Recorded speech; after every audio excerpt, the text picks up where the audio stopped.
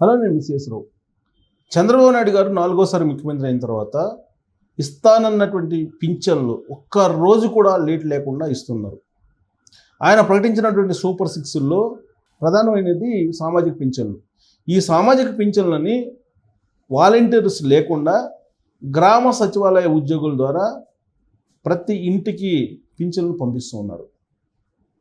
ఇది అమలు కాదు అని చెప్పి అన్నారు. ఫస్ట్ వాలంటీర్లు తీసేశారు కాబట్టి అమలు కాదు అన్నారు. కానీ అమలు చేసి చూపిస్తున్నారు చంద్రబాబు నాయుడు గారు. ఇప్పుడు 1వ తారీఖు సెలవు ఆదివారం వచ్చింది. అందుకని 30వ తారీఖునే ఇప్పుడు ఒకరోజు ముందే పింఛన్లు ఇవ్వడానికి సిద్ధమయ్యారు. చంద్రబాబు నాయుడు గారు ఢిల్లీ వెళ్తున్నారు. ఢిల్లీ వెళ్ళి వెంటనే ఆయన శనివారం రోజు రిటర్న్ అవుతారు. శనివారం రోజు రిటర్న్ అయ్యి ఆయన శనివారం రోజు పింఛన్లు ఇవ్వబోతున్నారు. ఆయన కూడా విజయనగరం జిల్లాలో ఒక ఊర్లో పార్టిసిపేట్ చేస్తున్నారు. పింఛన్లు ఇచ్చేటువంటి రోజున మంత్రులు, ఎమ్మెల్యేలు వాళ్ళే స్వయంగా వెళ్ళి కొంతమందికి పింఛన్లు అందజేస్తున్నారు. ఎందుకంటే 4,000 రూపాయలు పింఛన్ అంటే అది మామూలు విషయం కాదు. సామాజిక పింఛను 4,000 రూపాయలు ఇస్తానని చెప్పి చంద్రబాబు నాయుడు గారు చేసినటువంటి ప్రకటన, హామీ ఎన్నికలకు ముందు దాన్ని అమలు చేస్తున్నారు. సూపర్ 6లో ప్రధానమైనటువంటిది అది. దాంతోపాటు సిలిండర్లు, ఉచిత సిలిండర్లు 3 ఇస్తామని చెప్పేశారు. ఈ 3 ఉచిత సిలిండర్ల పథకాన్ని అమలు చేస్తూ ఉన్నారు. ఇక అమలు చేయాల్సింది ఏంటి? తల్లికి వందనం.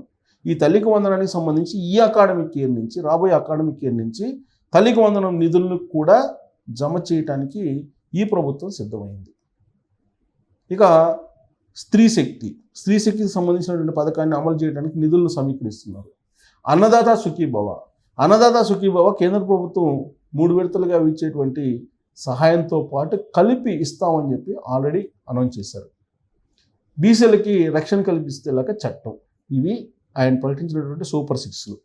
వీటిల్లో దాదాపుగా ఫస్ట్ ఏడాదే అన్నీ అమలు చేశాడు ఆయన. అమలు చేయబోతున్నాడు, ఇంకా చేయలేదు. ఉచిత బస్సు ప్రయాణం ఆగస్టు 15 అనౌన్స్ చేశారు.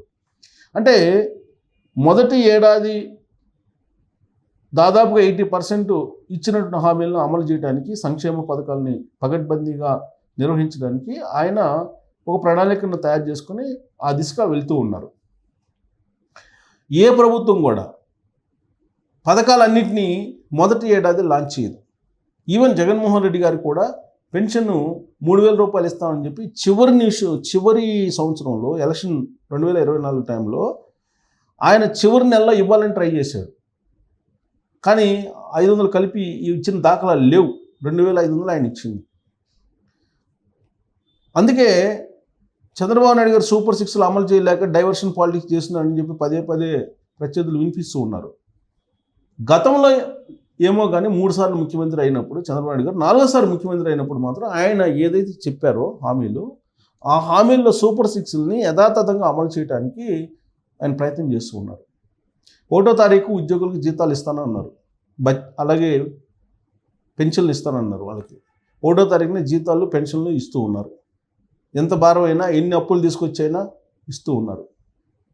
వాళ్ళకి ఇప్పుడు జగన్మోహన్ రెడ్డి గారు ఏమంటారు? ఉద్యోగులకి డిఏలు, టీఏలు పెండింగ్లు ఉన్నాయి, పిఆర్సీ పెండింగ్ ఉంది, అవి వేయాలి అని చెప్పి ఇప్పుడు డిమాండ్ చేస్తున్నారు జగన్మోహన్ రెడ్డి గారు. మరి ఆయన అధికారంలో ఉన్నప్పుడు 1వ తారీఖు జీతాలే ఇవ్వలేకపోయారు కదా, పిఆర్సీ కమిటీయే వేయలేకపోయారు కదా, డిఏలు, టీఏలు పెండింగ్ దాదాపు 20,000 కోట్లు పెండింగ్లో పెట్టిపోయారు కదా. దాంట్లో 6,500 కోట్లు ఈ మధ్యనే కదా చంద్రబాబు గారు ఉద్యోగులకి ఇచ్చింది. మరి ఇప్పుడు ఉద్యోగులు జగన్మోహన్ రెడ్డి గారు డిమాండ్ చేసిన విధంగా ఇప్పుడు ఏదైతే ఆయన డిమాండ్ చేస్తున్నారో ఆ డిమాండ్స్ దిశగా నడుస్తారంటే నడుస్తారు ఉద్యోగులు. ఎందుకంటే ఉద్యోగులకి పిఆర్సీ కావాలి, టీఏలు కావాలి, డిఏలు కావాలి, అలాగే వాళ్ళకి 5 days వర్కింగ్ డేస్ కావాలి, 8 hours పని చేయకూడదు. ఇవన్నీ చాలా ఉన్నాయి డిమాండ్స్. వాళ్ళకి 1వ తారీఖు జీతాలు కావాలి. ఒకప్పుడు 1వ తారీఖు జీతాలు ఇస్తే చాలు మర్రో అంటూ వేడుకున్నటువంటి ఉద్యోగులు ఇవాళ 1వ తారీఖు జీతాలు ఇస్తుంటే మిగతా డిమాండ్స్ని ముందు పెడుతున్నారు. దానికి జగన్మోహన్ రెడ్డి గారితో వాళ్ళు స్టేట్మెంట్ ఇప్పిస్తున్నారు. ఇప్పుడు తాజాగా జగన్మోహన్ రెడ్డి గారు అలాంటి స్టేట్మెంట్ ఇచ్చారు.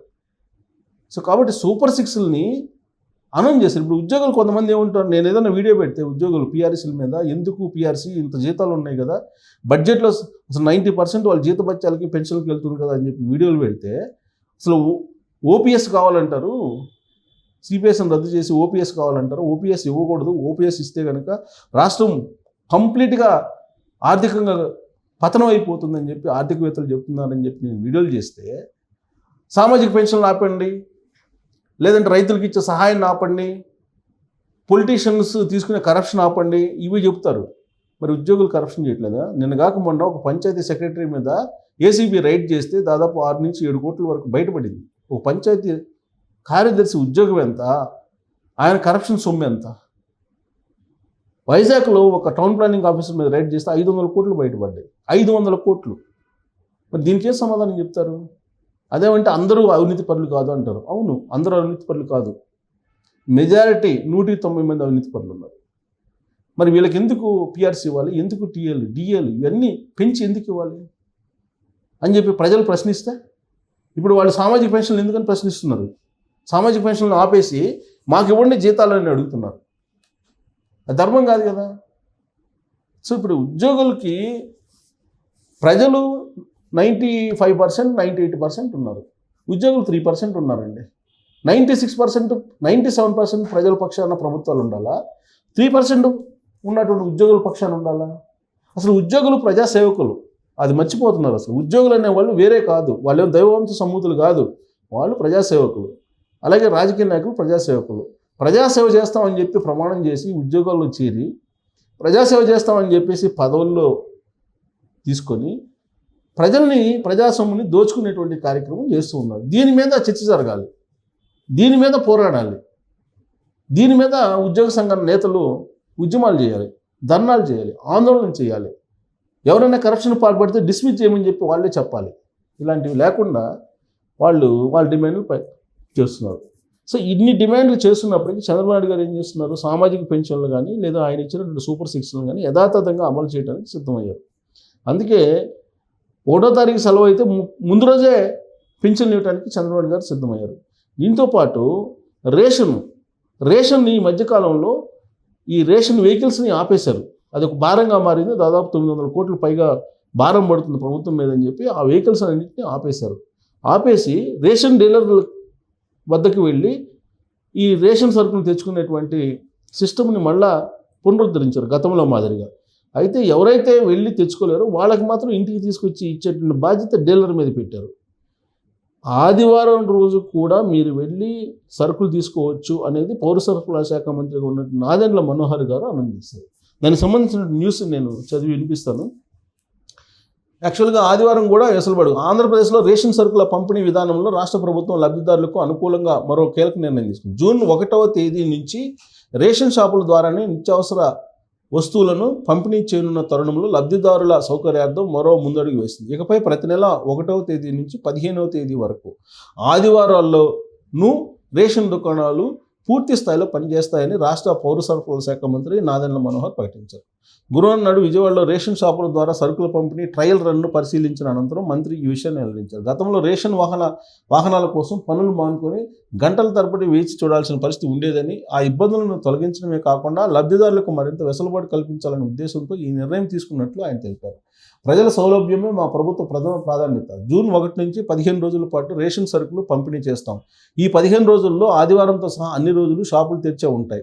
దీనివల్ల రోజువారీ పనులకు వెళ్లేవారు, కూలీలు, ప్రైవేటు ఉద్యోగులు తమకు వీలైన సమయంలో, ముఖ్యంగా సెలవు దినమైన ఆదివారం కూడా రేషన్ తీసుకునేందుకు అవకాశం కలుగుతుందని నాదెండ్ల మనోహర్ పేర్కొన్నారు. గతంలో చాలామంది లబ్ధిదారులు 10 దినాల్లో రేషన్ తీసుకోలేక ఇబ్బందులు పడేవారని, ఆదివారం షాపులు తెరిచి ఉంచడం వల్ల అలాంటి సమస్యలకు తెరబడుతుందని ప్రభుత్వం భావిస్తుంది. ముఖ్యంగా పట్టణ నగర ప్రాంతాల్లోని ప్రైవేటు సంస్థల్లో పనిచేసే వారికి వారాంతంలో మాత్రమే తీరిక దొరికే వారికి ఈ నిర్ణయం ఎంతో ఉపకరిస్తుందని అధికారులు చెబుతున్నారు. వృద్ధులు, దివ్యాంగులు షాపులకు రాలేని పక్షంలో వారి ఇళ్ల వద్దకే సరుకులు అందజేసేలా డీలర్లకు స్పష్టమైన ఆదేశాలు జారీ చేసినట్లు కూడా మంత్రి ఈ సందర్భంగా గుర్తు చేశారు. ఇది సో ఆదివారం కూడా రేషన్ షాపులు ఉంటాయి. ప్రతి నెల 1వ తారీఖు నుంచి 15వ తారీఖు వరకు మీరు ఇష్టమైనటువంటి రోజు, మీరు తీరిగ్గా ఉన్నటువంటి అప్పుడు డీలర్ దగ్గరికి వెళ్ళి మీకు ఏవైతే నిత్యావసర సరుకులు వస్తాయో అవి మీరు తీసుకోవచ్చు. ఆదివారం కూడా షాపులు ఉంటాయి. ఇది ఒక వెసులుబాటును కల్పించారు. అంటే అనౌన్స్ చేసినటువంటి హామీల్ని వీలున్నంత వరకు పారదర్శకంగా, సౌలభ్యంగా అందించేటువంటి ప్రయత్నం చేస్తున్నాము అనేది నాదెండ్ల మనోహర్ గారు చెప్తున్నారు. మరి దీంట్లో మీ అభ్యంతరాలు ఏందనేది మీరు ట్రోల్ చేయొచ్చు. Thank you.